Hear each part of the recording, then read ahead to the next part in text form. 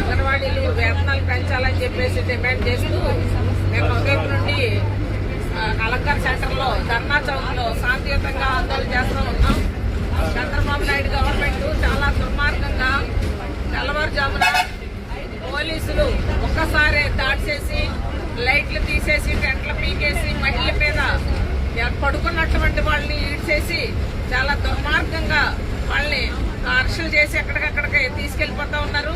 ఇప్పుడు ఇది గుంటూరు దాటేసి మరి ఎక్కడ తీసుకెళ్తున్నారో తెలీదు. అంటే గుంటూరు దాటేసి తీసుకెళ్తున్నారంటే ఇంకా ఎక్కడ తీసుకెళ్తారు? ఖమ్మం తీసుకెళ్తారా లేకపోతే వేరే స్టేట్ తీసుకెళ్తారా అనేది మేమేమైనా అంతర్జాతీయ ఉగ్రవాదులమా?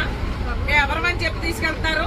మేము ఆంధ్ర పౌరులు మీకు ఓటేసి గెలిపించి గద్దెనెక్కించి ఈ రోజున మళ్ళీ మీరే అంత దుస్సాహసాన్ని పర్వం చేస్తున్నటువంటి పరిస్థితి ఉంది. గత గవర్నమెంట్ ఇదే వైద్యం చేసింది, అడ్రస్ లేకుండా పోయింది.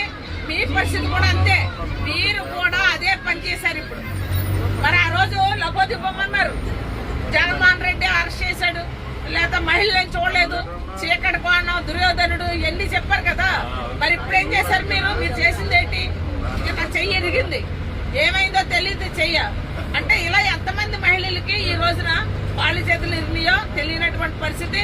ఎంతమంది మహిళలు కదా ఒంటి మీద బట్టలు కూడా చెరిగిపోయినటువంటి పరిస్థితి ఉంది. అంత దుర్మార్గంగా ఈ వేళ ఈడ్చుకుని తీసుకెళ్లి అరెస్టులు చేస్తా ఉన్నారు. ఏమడిగాం మేము? వేతనాలు పెంచండి అడిగా. మీరే కదా ఎన్నికల ముందు వేతనాలు పెంచుతామన్నారు.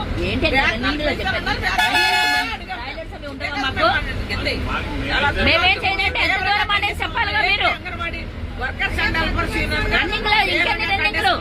నేను AP Anganwadi workers and helpers union